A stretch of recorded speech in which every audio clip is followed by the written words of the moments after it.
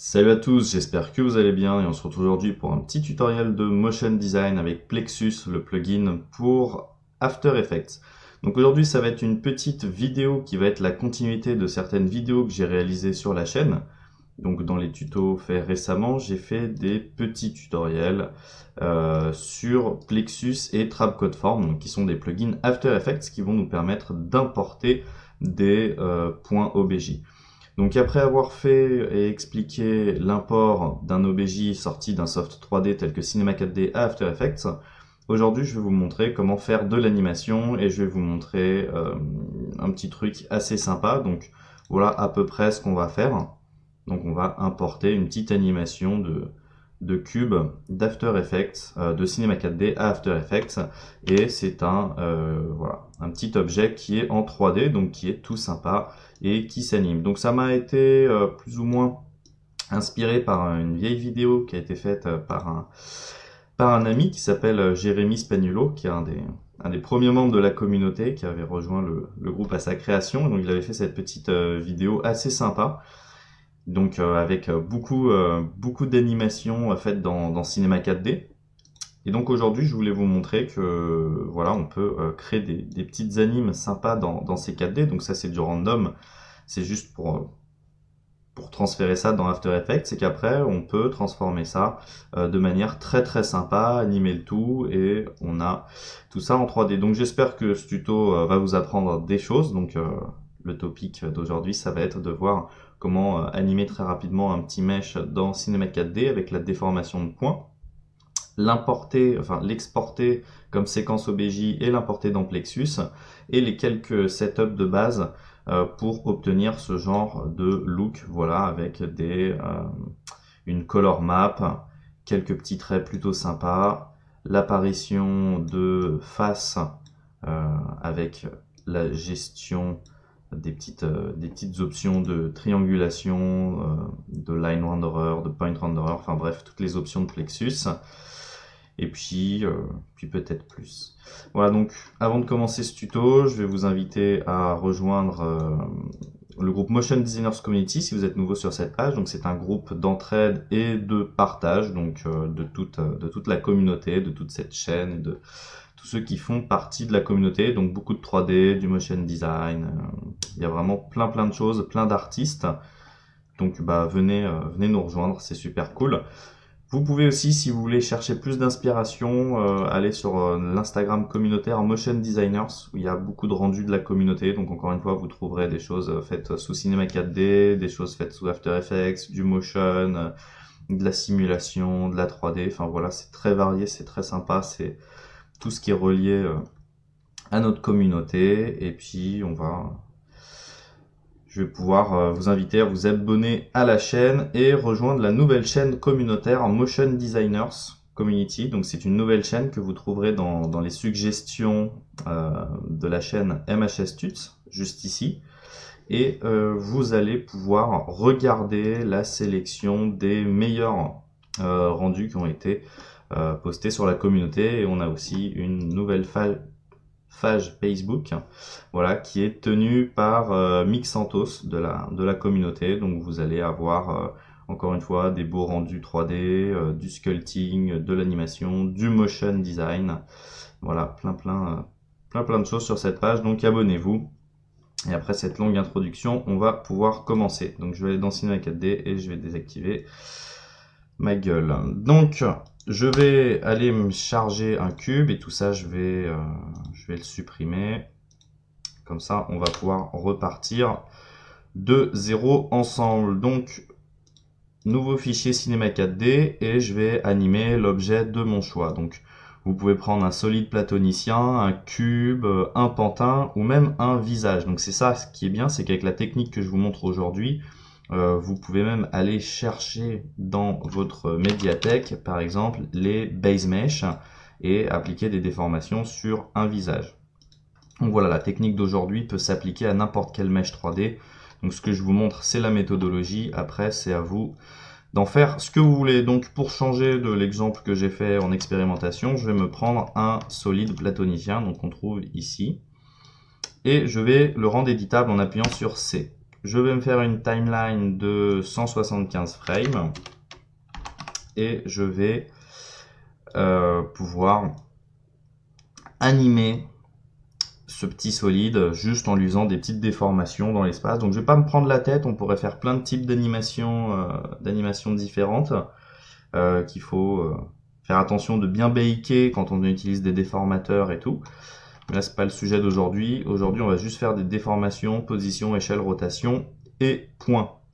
Donc je clique ici jusqu'à ce que cette petite icône devienne en surbrillance bleue. Ce qui va me permettre de pouvoir animer au cours de la timeline la taille des faces, leur position dans l'espace et ce genre de choses. Donc je vais cliquer ici sur le mode polygone. Je vais mettre une première keyframe ici et je sais pas moi, toutes les 20 keyframes, je vais faire quelques modifications random. Donc,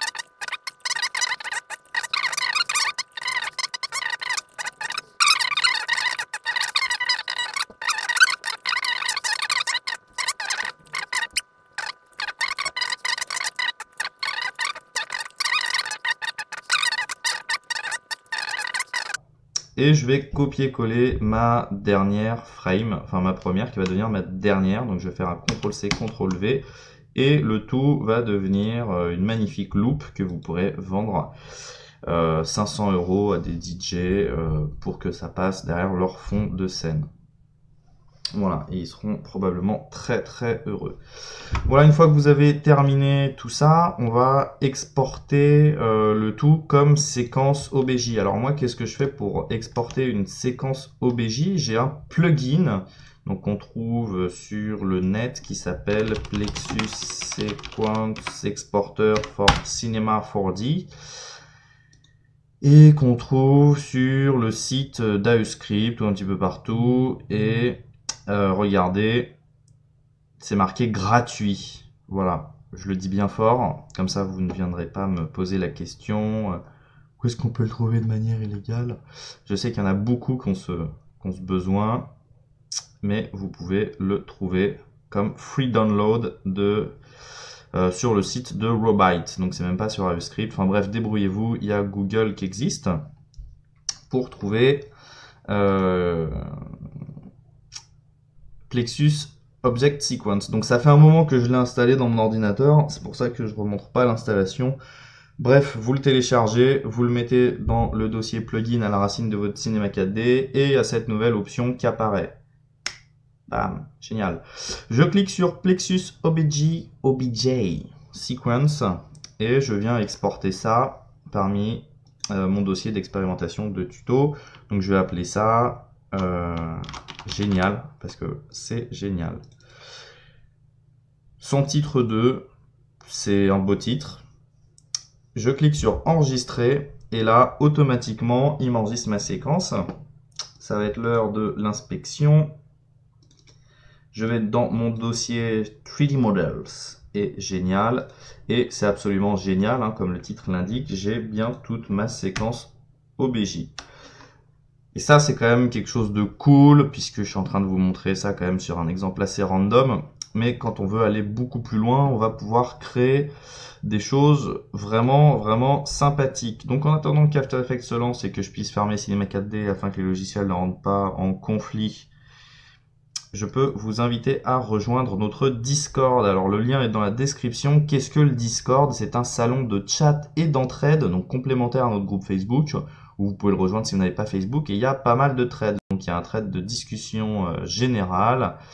Il y a voilà, un salon d'aide, un salon de news, il y a les gens qui font des tutos qui partagent, un salon VFX, 3D, illustration, work in progress, ask critique, jobs offers, ouais, waouh, tu peux même trouver du travail ici.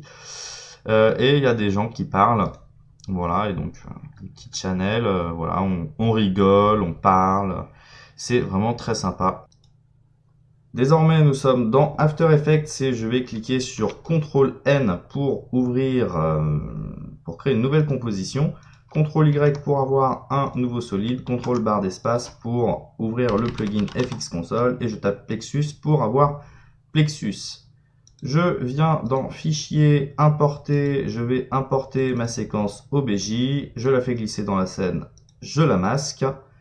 Et ensuite, je vais créer, donc via le petit panel Plexus Object Panel, un Add Geometry Objet. Je vais maintenant prendre ma séquence OBJ. Bon, j'ai importé l'ancien, c'est pas grave.